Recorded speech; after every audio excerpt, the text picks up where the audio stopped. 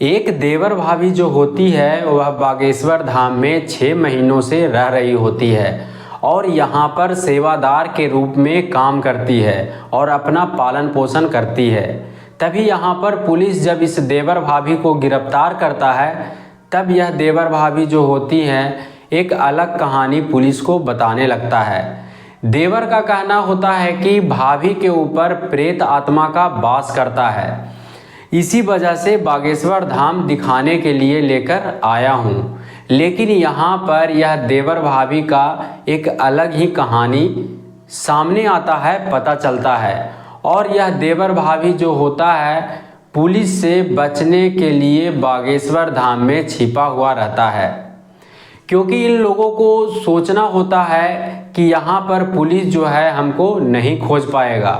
तो जब पुलिस इस देवर भाभी को गिरफ्तार करता है और जब यह घटना सोशल मीडिया पर वायरल होता है तब लोग जो होते हैं सोचने पर मजबूर हो जाते हैं।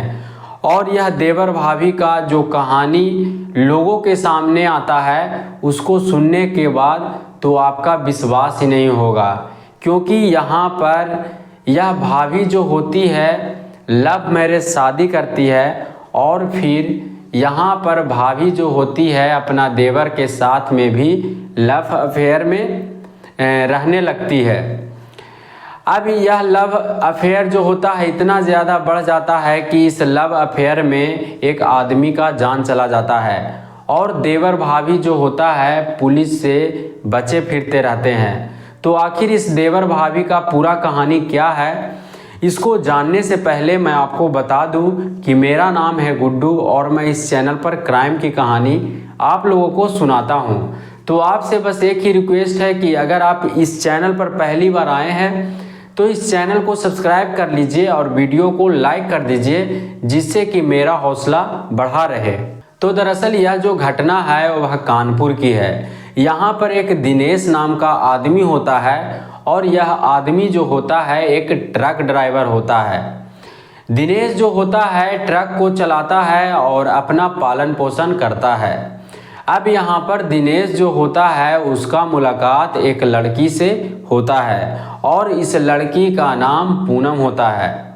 अब दिनेश जब पूनम से मिलता है तब यहाँ पर पूनम और दिनेश में बातचीत होना शुरू हो जाता है।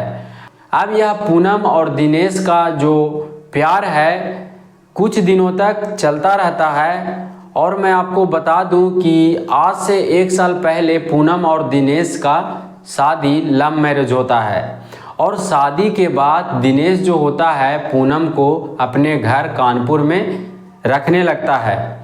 अब यहाँ पर दिनेश जो होता है एक पति पत्नी वाला ज़िंदगी को जीने लगता है। लेकिन दिनेश जो होता है वह ट्रक ड्राइवर होता है और इसी वजह से दिनेश को अपने घर छोड़कर जाना पड़ता था।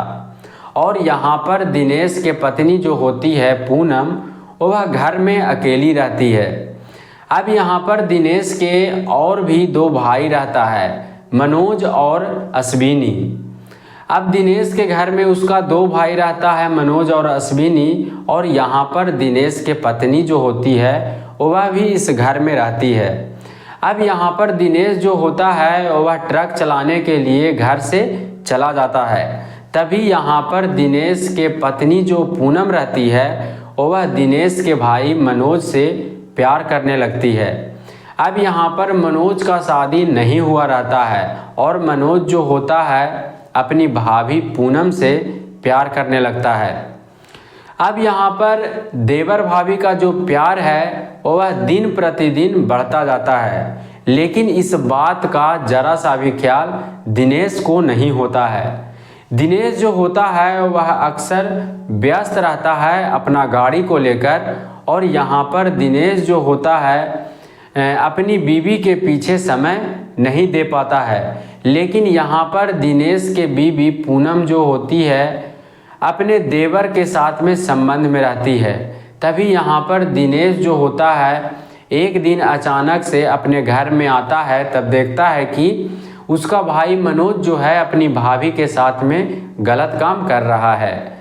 अब इस चीज़ को दिनेश जो है अपनी आंखों से देख लेता है, लेकिन यहाँ पर दिनेश जो होता है अपना भाई के ऊपर किसी तरह का गलत कदम नहीं उठाता है। और दिनेश जो होता है अपना भाई को समझाता है कि अगले बार से तुम इस तरह का हरकत नहीं करना और तुम अपनी भाभी से बात नहीं करना, दूर रहना।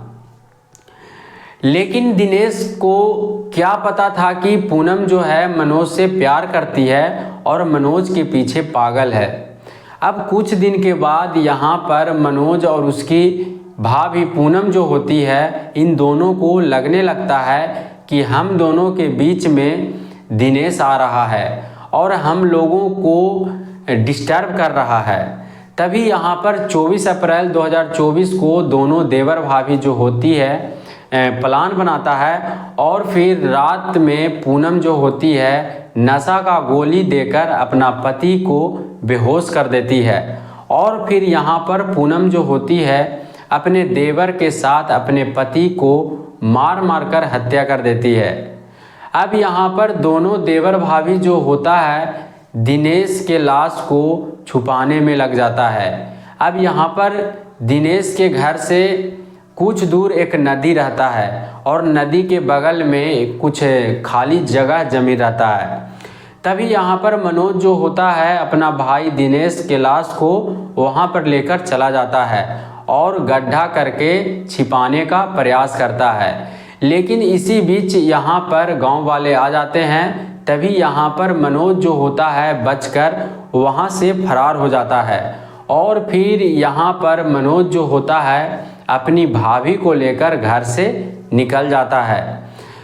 अब जब इतना कुछ होता है तब मनोज के छोटा भाई अश्विनी जो होता है वह पुलिस के पास में जाता है और यह घटना के कहानी को जानता था और यह घटना के कहानी को पुलिस के सामने बताता है।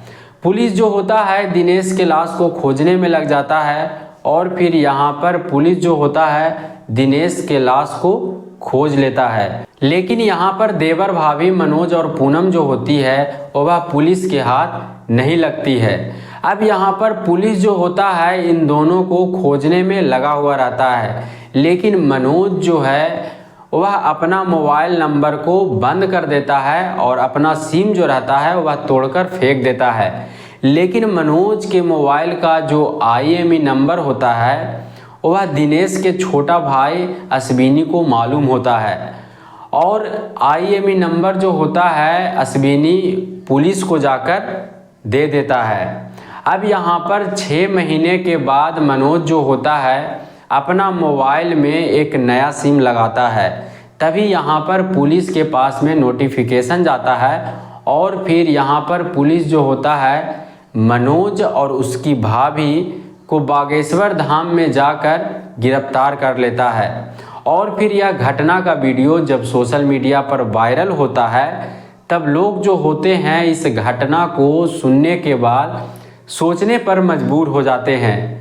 तो इस घटना के कहानी को बताने का मेरा उद्देश्य नफरत फैलाना नहीं बल्कि आप लोगों को जागरूक करना है, सचेत करना है और कहानियों के द्वारा समझाना है। तो जैसा कि इस घटना में आप लोगों ने देखा कि एक देवर भाभी का जो लव अफेयर है वह किस तरह से होता है और उसमें कैसे एक भाई का जान चला जाता है। तो इस घटना के ऊपर आप लोग का क्या कहना है आप लोग कमेंट में ज़रूर लिखिएगा। बाकी मिलते हैं अगले किसी कहानी के साथ में। वीडियो पूरा देखने के लिए धन्यवाद।